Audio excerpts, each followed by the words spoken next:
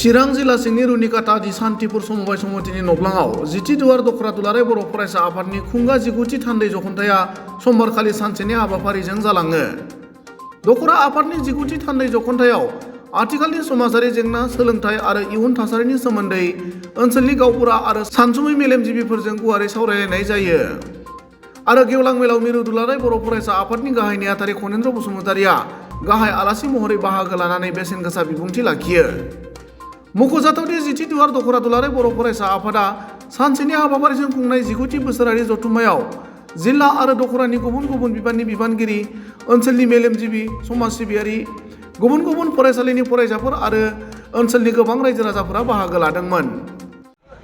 10थि दुवार दखरा दुलाराय बर' फरायसा आफादा दिनैहाय थान्दै जखनथाइ बा बोसोरारि जि मोनसे जथुम्मा सान्तिपुर बे बाजार खाथियाव दिनैहाय मावफुंबाय आरो गुबैयै बे हाबाफारियाव बिथांमोना दिनैहाय मोनसे सुबुं बे ओनसोलनि रायजो राजाफोरखौ, फोरोंगिरिफोरखौ, फरायसाफोरखौ, समाजनि गारजेन बिथांमोनखौ लानानै ओनसोलनि जि मोनसे थासारि आरो समाजारि थासारिजों लोगोसे सोलोंथाइनि जि मोनसे थासारि बा अबस्था बेनि सायाव खोब गोथौयै आरो गुवारै सावरायलायनाय जादों।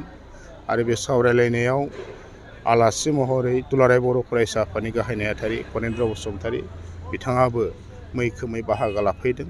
आरो सावरायलायनायनि गेजेराव दुलाराय बर' फरायसा आफादा जों बेखौनो बे ओनसोलनि रायजो राजाफोरखौ बा गासै बर' समाजखौ जों खावलायदों जे जों जेब्लायबो सान्थिनि थाखाय जों खौसेयै खामानि मावनांगोन।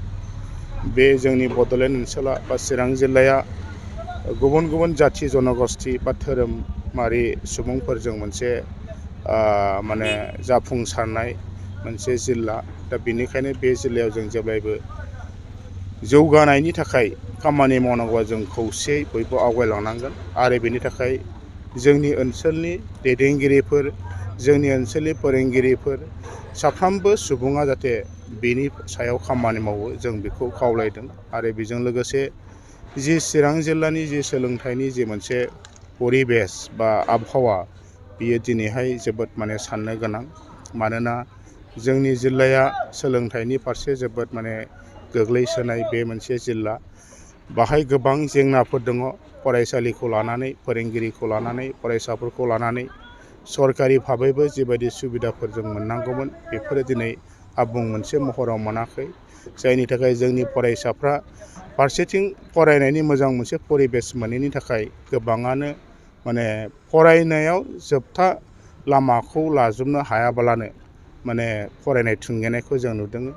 आरो बिथांमोना गोबां जेंनाजों मोगा मोगि जानायखौ जोङो नुबाय थादों। दा बेनिखायनो दिनै जेंना दं होननानै जोंनि फरायसाफ्रा बेबायदि दुरबल बा नार्भास जाबा जानाय नङा। जोङो बे थासारिनि गेजेरावनो गावनि जिउखौ दानायनि, केरियारखौ लांनायनि बा गोग्गो सोलोंथाइ लानायनि जि मोनसे सिन्थाधारा बा मेन्टेलिटि बेखौ बिथांमोना लानांगोन। जों बेखौ साफ्रोमबो फरायसा बिथांमोनखौ जों दुलाराय बर' फरायसा आफाद जानानै खावलायदों। आरो बेनि थाखाय मोजां मोनसे परिबेस दानो जाहाथे बयबो दायित्व बा बिबान लानो आवगायबोयो बेखिनिखौ खावलायदों।